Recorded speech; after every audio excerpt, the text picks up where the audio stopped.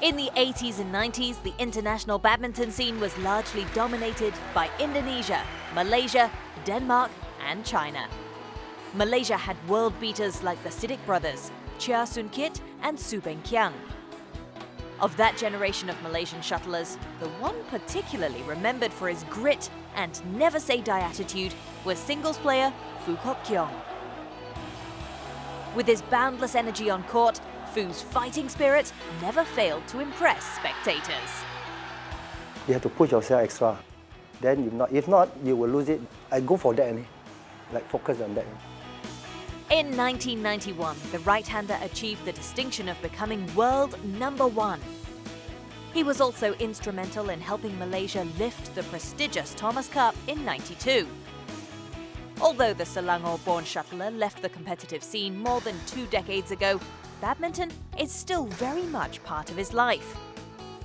At 53, Foo keeps fit, playing the sport socially.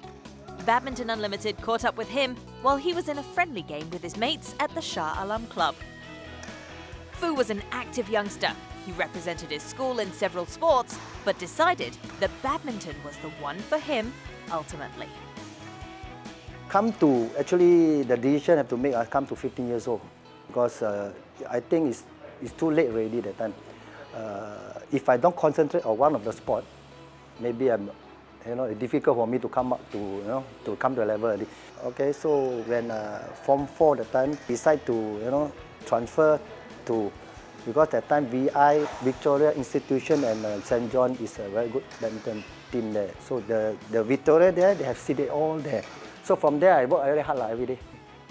So from there, I managed. That time I was Form 5, almost I think 18 years old. That time Jalani, Razif, they are all England champions. So you imagine my level is just a state level. Then managed 21 years old that time, then joined into the national squad already. It's a challenge because the time Miss Muside is so strong there, Singles, they have more senior than me. A stroke player, Foo relied on his abundant stamina and his mental strength.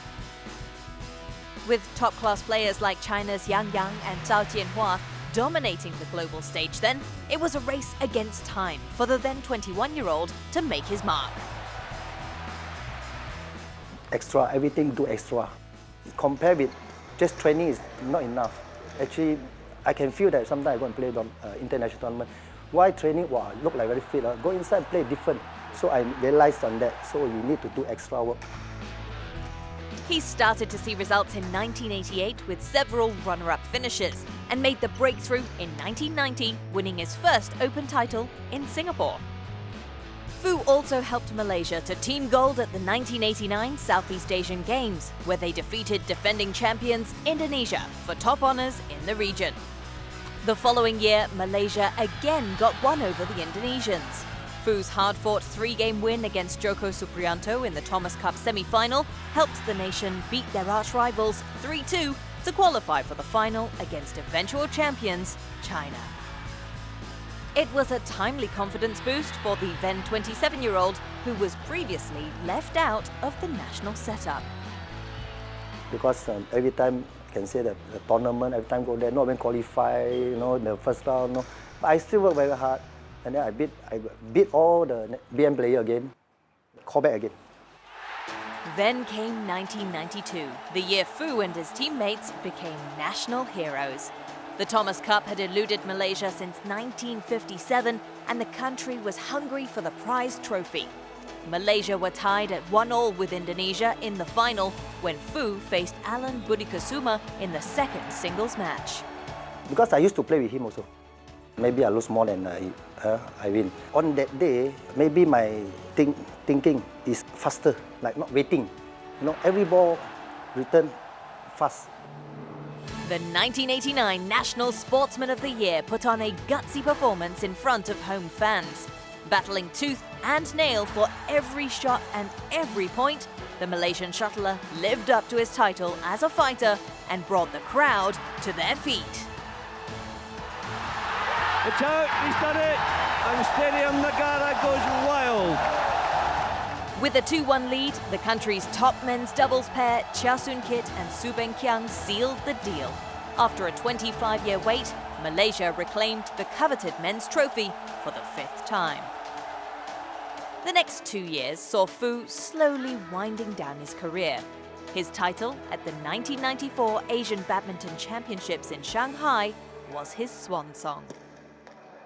I don't think I still can play. Maybe they say you are 30, almost there, we are going down. Just nice that I pick and go off. That means I won and go off, not down and then go off.